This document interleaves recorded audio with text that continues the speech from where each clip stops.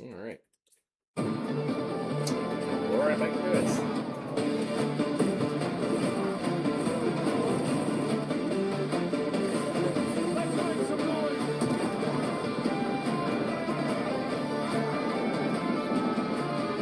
Not super long because I've been sleeping as well. Not intentionally, but Strap in, because we're about to jump into hyperspace and reveal our top 3 most wanted games. But first, a quick recap of what we've just seen. Recap? Number No, I don't 10. need Sharpen recaps. your blades for Team Ninja's Neo 3. Neo. Control 2. Crash Okay, is so out. we're just getting recaps. I don't want any more recaps. Puppeteer will be there, but with an added spooky, ghostly. No. Kind of. Oh, that's what the game's called? Oh. Wanted list. And it's a game about the world's greatest spy. Greatest Let's Spy? open I our heard top it. secret file on 007 First Light. Oh. But I already heard. Number 2. 007 First Light. First Light. But honestly, I'm trying to be out there like everybody else. To be unique. What are we waiting for? Streaming. No sign of 009. We need to inform Ed. I need to get that. I'm going after him. exposure. Make him call off the attack. Are you out of your mind? I'll be careful. He'd bend the phone. Go to the security room, first floor. And you are? Rob Minkley. He's with me. Come on, Moneypenny. If I lose the trail, we'll never know who they're working for. Oi, you lads got a faulty coffee machine? I hope I'm not interrupting anything. You're Yeah. not, Damien. Me. Wasn't too sure. Bond. James Bond. If 009 slips through our fingers with This an is arc the line kid just defense. reminds me of Hitman.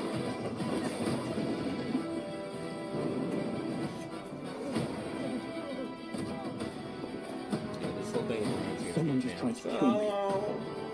Tell me you caught him.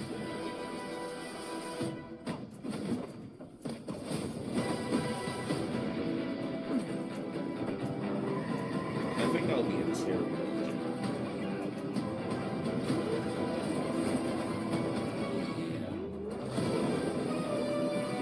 Yeah. I think I would be definitely a terrible agent. I'm trying to look for people, look who I'm supposed to look for, I'm trying to be discreet or whatever. Always. Yeah, I definitely would be shot. Exhibit A, that zombie game.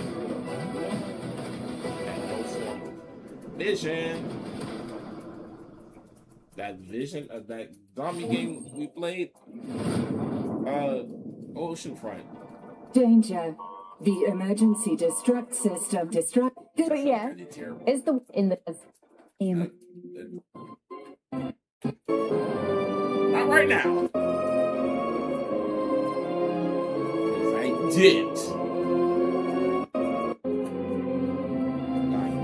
That I can actually say specifically what I did here. Already mentioned about great king rounds. Yeah. So it's a card game. Honestly, it's incredibly humbling I'm all for and it. awesome that we're number 1. I remember a distinct moment when I was great at winning the world. I'm all I've for definitely it. thought If it about is a, what card makes game. Slay the Spire so compelling Okay, to it's people not. and Oh, how wait, I can yes, make it it better is. into Sort Slay of. the Spire 2. The thing that makes games, and in particular card games, so 'Cause engaging there was one for is soccer. that they're Definitely a for that. series of discrete, meaningful choices. Usually they're pretty comprehensible, like you're not overwhelmed with just this infinite array of things, and you can say, okay, if I do this, it's going to have this impact, and if I do this, it's going to have this impact.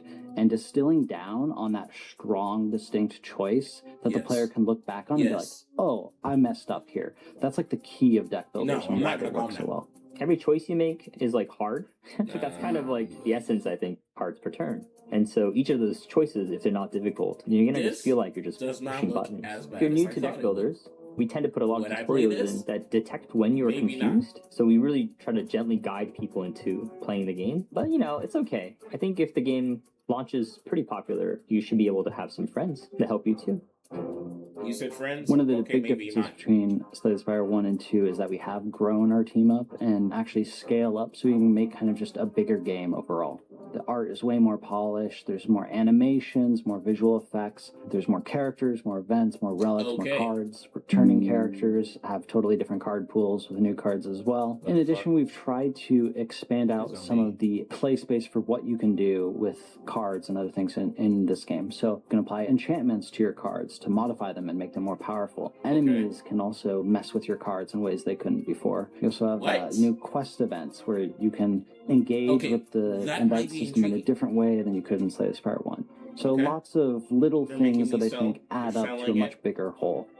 In addition to writing significantly more lore, with Slay the Spire 2, we have a whole new mechanic based around the lore, and I don't want to say how it works or anything, but we call it the timeline, and it's going to give the players just way more information about the game world, the actors in it, just everything about it.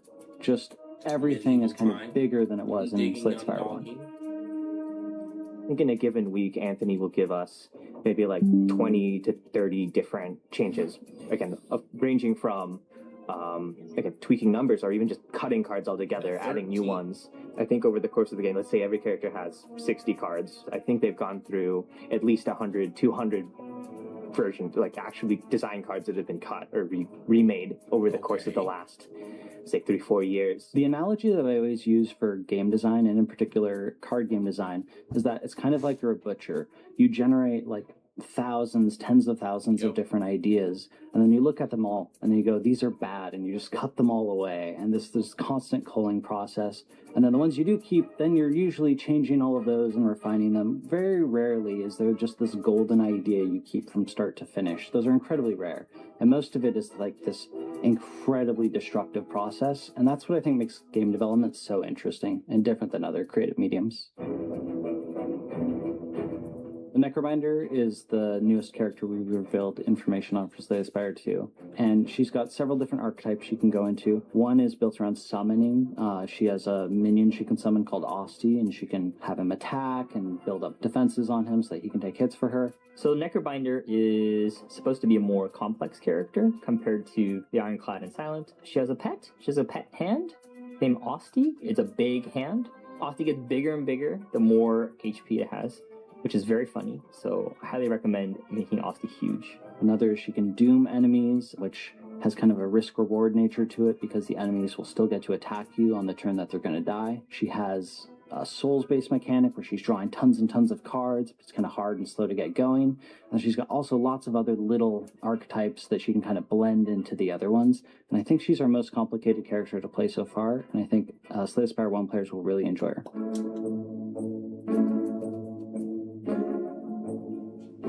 When we're describing sort of the aesthetic of Slay the Spire and Slay the Spire 2, it really is, I don't know a better way to describe it except grim dark with whimsy in it. Like you will That's kind the of meet word. these really horrifying monsters or like, you know, eldritch horrors in a way, and then you'll also do an event where there's like a goblin there wearing a suit that wants to spin a wheel with you. So I think it's a very unique balance of aesthetics in there that you're trying to, you know, make a serious fantasy world but have some fun with it and have some weirdness injected into it. I'm not sure why, but I feel like our artists really enjoy making cute things or gross things. So there's a lot of oozy things and a lot of cute enemies, and that's okay, you know? I don't think Slay the Spire has to be gothic, blood flying everywhere, ripping hearts out. We are working You on sure? a sequel to a game that kind of has an established visual style that people, I think, really attach to. I think players attach to it because this is a game that some people, you know, play for hundreds of hours and they remember it so fondly. And we want to be able to provide them like a recognizable space, but also upgrade it in a way that it does look new, it does look fresh, it does look like a sequel. I definitely had some hesitation with working on a sequel because oftentimes they don't hit as hard part are kind of like, why was a sequel made? To me, actually, that made it kind of interesting because trying to figure out new twists that you can do while still keeping kind of the same core formula or keeping the fans happy was actually an interesting question that I was kind of interested to dive into. I'm happy we're launching into early access. For Slay the Spire 1, early access was a huge boon. Like, we constantly pushed out updates. Our players loved it. That kind of direct feedback allows us to improve the game at an incredible speed. There are a lot of bosses already. There are a lot of enemies. There are a lot of events. Probably more than the first game, just on early access launch. Yeah, voted #1 is an honor and a surprise. I feel like Slay the Spire is the chicken noodle soup of video games. Like, it's not exciting, but I hope people like our soup. Slay the Spire 2 launches March 2026. Wishlisted now on Steam.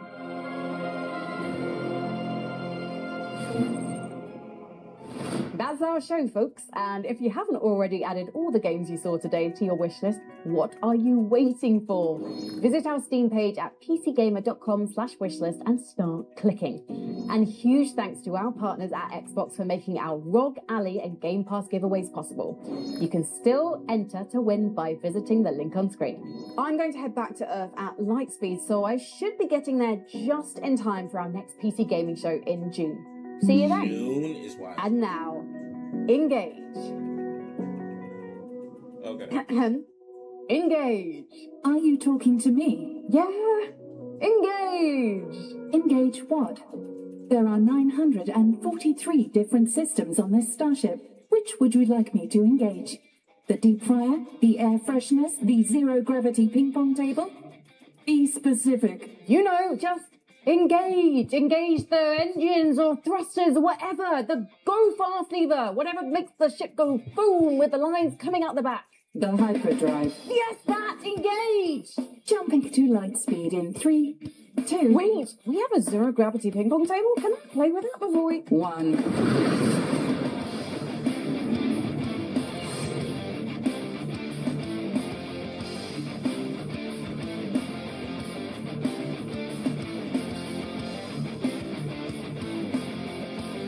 Okay.